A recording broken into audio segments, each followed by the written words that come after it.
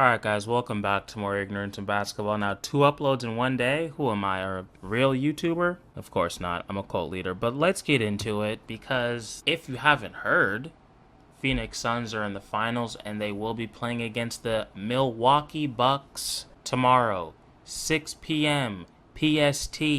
Will we have it on Discord? Duh. Will you make it? I don't know. We only have 25 spots, so that's up to you. The link is in the description. But let's talk about it, because I've been thinking a lot about this series. Obviously, it's what I do. Is it the healthiest thing in the world? No, because I'm thinking about things that I have no control over.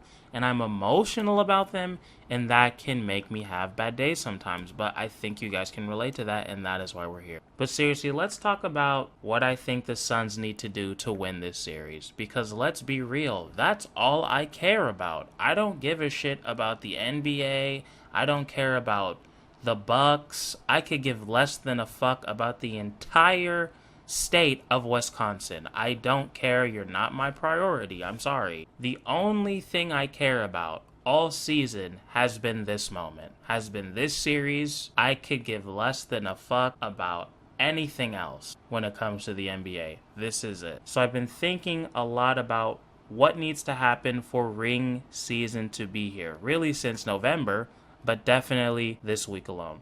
So number one thing, well, first off, let's just say how I feel about the Bucks. I don't think they're that good. And Milwaukee fans, I'm sorry if that hurts your feelings. But here's the thing. Let's be real. Let me just be objective, okay? Before the fucking Bucks fans start bitching like I give a shit anyway. And let's talk about why. Number one, I do think they're probably a better playoff team than they have been. But objectively speaking, and I'm not even going to be a dick here, who is the best team that the Bucks have beaten this postseason? Let's be real. They swept the Heat. That's great. Or did anyone think the Heat was going to win anything? Nah, we didn't. They went down 0-2 against the Nets without James Harden. Kyrie goes down. They win a couple games. And when Harden came back, he was on one leg and they almost lost that series. I mean, the fact that they lost a game when it was Kevin Durant, no Kyrie, no James Harden, it was fucking Kevin Durant and fucking Mike James. That's not a good look. That tells me your team's probably not that good, or at the very least, they're super fucking inconsistent. So they barely win that series with Kyrie out for the most of it, James Harden on one leg, and Kevin Durant. And then they play the Hawks with both teams are healthy. First game they lose. Second game they win pretty handily. But let's be real, right? As Suns fans, and if you're anything else and you're watching these videos, I'm confused for you. You must be bored or hate yourself. What are you doing? But I think we can make an argument that the Nuggets team without Jamal Murray is legitimately better than any team that the Bucks have beaten this season.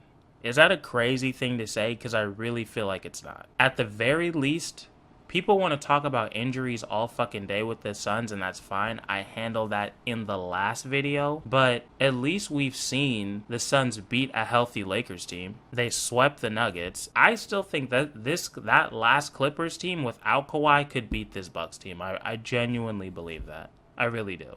I think the Clippers are better than any team they've beaten. I think the Lakers are definitely better than any team they've beaten.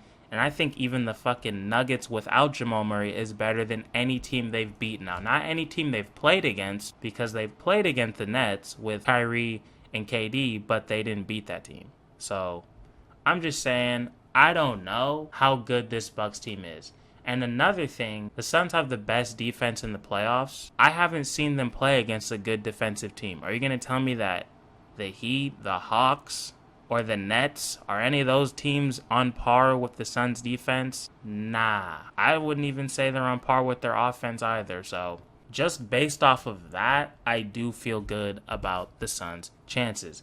Now, they could definitely fuck up and lose. I don't see it happening. But, you know, it's the fucking playoffs and anything can happen. So let me talk about some of the things that I'm worried about, because as you guys know, I am an emotional fan. Number one, they cannot let Giannis get into transition. I think it's going to be a lot like LeBron. You got to treat him similarly, at least when it comes to transition. Stop him early. Don't let him get into a dead sprint, or else you're fucked. The only thing you could do is foul him. And speaking of fouling him, I wonder if the Suns are going to play around with the hack-a-Shaq type stuff. Because we all know Giannis and free throw shooting, they're not best friends. So that is an option. And by the way, I'm talking about this series based on Giannis playing for most of it, if not all of it. I don't know his health situation, obviously. I'm not his auntie, so I'm just assuming he's going to play in game one. I don't know. But I will say I was watching Budenholzer talk. I don't know why teams are so fucking secretive about everything. Like, they were just asking him what Giannis has done as far as practice, and he wouldn't say anything besides court work. Like, they're like, is he shooting? Is he running drills? Like, is he running? What's he doing? He's like, yeah, we're just going to leave it at court work. And I'm like, are we in the fucking CIA? Like, I don't understand the secrecy. I get it. You don't want to give the other team any sort of advantage. I just feel like it's kind of extra. But I will say I love when the Suns do the exact same thing, so I'm a bit of a hypocrite in that, and that's just reality. But back to my topics. So, number one, keeping Giannis out of transition is huge. 2 is rebounding. I will say, similarly to that fucking Lakers team, this team is pretty damn big. So that's obviously going to be something they got to worry about. It's not going to be like the Clippers where DA can just get every fucking rebound. They're going to need to rebound as a team. Like Mikal, Crowder, Booker, even Chris Paul's old ass. They're going to need everybody's help, okay? So that is another thing. Third on the list. These are the defensive matchups I'm assuming. Obviously, I'm not the coach, so I don't know what's going to happen, but I'm assuming at least to start, and again, this is assuming everybody's healthy, they're probably going to put DA on Lopez, Crowder on Giannis. Now, I think they're going to help out on Giannis, obviously, but Mikal on Middleton, CP on PJ Tucker, and then Booker on Drew Holiday. So, Drew Holiday's been kind of streaky, I guess you could say, throughout the playoffs in general. Like, against the Nets, I don't think he had a lot of great games, but against the Hawks, I think he's had a couple. So, I don't want this motherfucker going off for 30 and 10, shooting 60% from the field, believe it or not. So, Devin, you're going to have to do your thing. Now, honestly, I think Reggie Jackson offensively may be better than Drew Holiday. Now, people may call me crazy, but Reggie Jackson in that Clippers series was pretty damn good. So, especially with three-point shooting. We'll see how that goes. Obviously, I don't know, but I'm just saying that's something I'm looking out for. How's Booker going to do on Drew Holiday? Now, they could just play a zone, who knows, but I'm guessing that's going to be a matchup we're going to see a lot. And then, obviously, Mikal's going to need to do his best defensive effort against Middleton. Middleton seems to be their closer. Obviously, Giannis isn't the best three-point shooter or free throw shooter or any kind of shooter. So, it's kind of hard to be the closer of a team when you're more of a transition player. So defense on Middleton is going to be very important. And then obviously Giannis. I don't know exactly how they're going to guard him. I saw different, strategies that the Suns used in the 2 games. And the 2 games didn't really tell me a whole lot. I'm happy that the Suns won them, but honestly they're both kind of washes. Because I think the Suns team is playing on another level, for one. 2, Drew Holiday was out for the first one, and then the second one that went into overtime, Giannis went out. So it's like, I don't know. I wouldn't really count either of them. That's why I don't really have a lot of information. I'm kind of just going based off of what I've seen from the Bucks in the postseason so far, and I'm not watching a lot of their games because I don't give a shit about them. I just want the Suns to win. Now, for me, I don't want to see anybody guarding this motherfucker except for Crowder, kind of, but mostly DA. Now, DA is going to have to stay out of foul trouble. That's going to be tough. I'm expecting the refs to continue to hold the Suns all fucking series. But DA is going to be absolutely vital because, as everybody in Death Valley knows, and if you don't know, that is the name of this cult, as we all know, you can either get Saric, who is the worst player in the history of the NBA, or you can get Dario, who is the greatest athlete of all time. So I don't know which one we're going to get. He's having some sort of Jekyll and Hyde thing within his body. We don't know who we're going to get in each game, in each fucking play. You never know. So at least we know Aiden is consistent, and he's really the only fucking rim protector on this entire team. So he needs to stay out of fucking foul trouble. He's pretty much been able to do it all playoffs, especially against AD, which is great. But the thing about AD is that he likes to settle for a lot of fucking jump shots And Giannis does sometimes, but I'm assuming if we get Giannis at his best, he's not really going to do that a lot. So my guess is this motherfucker's going to be attacking the paint a lot, even not in transition, even off of a fucking pick and roll, or even when the game slows down, he likes, time to take his dribble, back up a little bit, and just fucking run at a goddamn full sprint, which is annoying.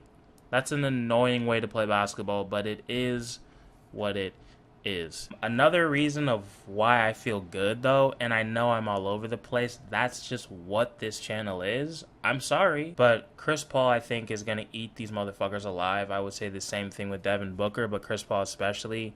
You know how he likes to get in the pick and roll and play against drop defenses, kind of isolate the big man and just shoot mid-rangers over him. And I think he's going to do that to Portis. I know he's going to do that to Brook Lopez. And pretty much any big except maybe Giannis, but hell, maybe even Giannis. Obviously, Giannis is a lot quicker. He's a lot more athletic, but I mean, hell, if you even have Giannis on you, I'm assuming they're probably going to collapse and you can still kick out to guys like Crowder and McHale. So we'll see how that works, but I'm feeling good about Chris Paul going the fuck off in this series. He looked good in both regular season games, so I'm feeling great.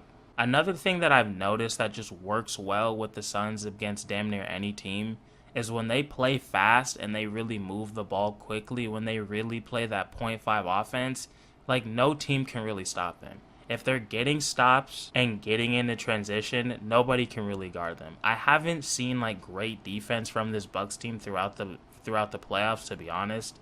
I don't even think it's really close to the Suns defense when both are, playing at their best. So I'm expecting good things. I feel good about this series. Obviously, I'm nervous because I'm emotional as fuck, but even I feel good about it. So I think that's it for today. Hopefully, we'll see you guys on Discord. Hopefully, we'll see you guys on Twitch after that. And that's it.